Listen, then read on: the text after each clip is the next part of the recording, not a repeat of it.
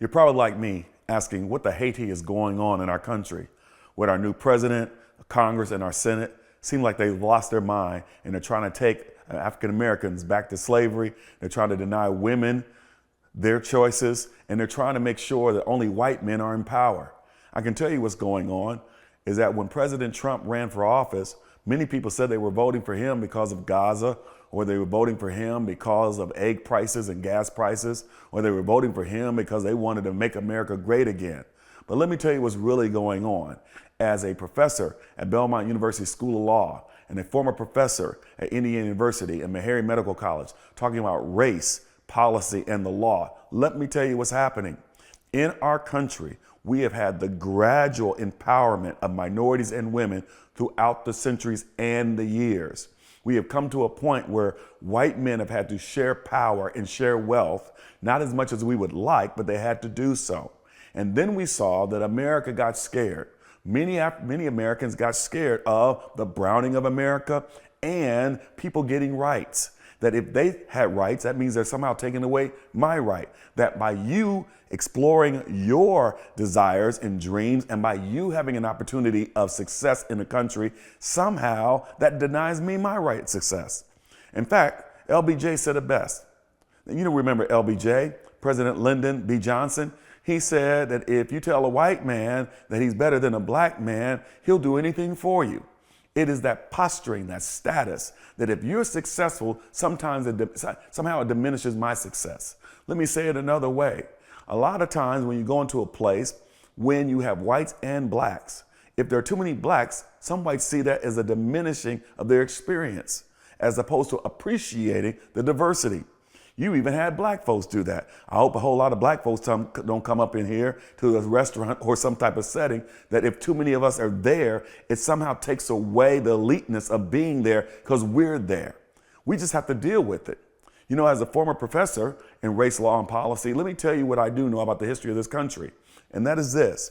Every time we've taken through 2, 3, 4 steps forward, we then have to take 2, 3 steps backwards. We still make progress. But what they do is they weaponize against the success that we've had, and they weaponize it against us. Let me say it slow. When we make success and take 4 steps forward, they will take that success, they will cause fear-mongering and say, listen, you see they're successful? That means they're denying you your success. When they get jobs, they're taking those jobs away from you. They're a DEI hire. They're not qualified. And so then they come back 2 steps. We still made progress. We went 4 steps, came back 2. That is happening right now. President Trump has done a great job of going to the fear of white folks, going to the fear of people, especially white men, of saying to them, listen, you could have greater opportunity if you just didn't have diversity, equity, inclusion. You could have great opportunity if you didn't have women in the workforce. You could have great opportunity if you didn't have the Muslims and the Spanish-speaking people here in our country. So the reason why you're not successful like you want to be is because of the other person. And he's captured that fear and he's weaponized it. And now what they're trying to do is take away the success that we've had and make sure that we go back. But guess what? We're not going back. You know why? Because you have power. I have power. We have power. What is that power? We have the power of economics. We have the power of economics. A lot of people miss the boat when they talk about the civil rights movement and what happened. Rosa Parks, I love her. She's now dead and gone to be with the Lord. But what a wonderful woman. She refused to get up out of her seat. But that's not why the civil rights movement started, was successful. It is because 40,000 African Americans in Mobile, Alabama refused to catch public transportation.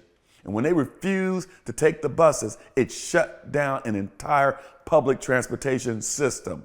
Integration came because of economic impact, economic power, the ability to make policy changes because of what you did with your money. Leads us to the modern day boycott. What is that boycott today? The Target fast. That's right. I'm asking you not to shop at Target between now and April 5th so we can show the economic power, because Target decided to go away from their DEI. George Floyd was murdered, broad daylight, cold-blooded murder in Minneapolis, Minnesota, where Target is headquartered. They stated that they would do $2 billion, spend $2 billion the African American community, that they would increase the diversity, equity, and inclusion, that they would be a leader in equality. And then as soon as President Trump said one word about DEI, they went away from all of their policies that lead to inclusion and equity and diversity. They turned their back on us. So therefore, let's have a Target fast. Don't go to Target this month. Let's do a Target fast and show that out of love. We can love you, but we don't have to shop with you. You know what we're talking about. If somebody didn't treat you right, you don't go there. You vote with your pocket. I'm asking you to vote with your pocket. Oh, I'm still saved. I'm still sanctified, filled with the precious Holy Ghost. But I don't have to go spend my money that God gave me to some place that doesn't respect me. So I'm asking you, take that same Holy Ghost spirit and go to another place like Costco or somewhere else that they believe in diversity, equity, and inclusion, and their words match their actions and their actions match the words. I'm Jerry Maynard of Soul Success. Please join us every Thursday at 7 o'clock p.m. on our YouTube page, Cathedral of Praise, Facebook page, Cathedral of Praise. Make sure you like and share and subscribe. Be blessed.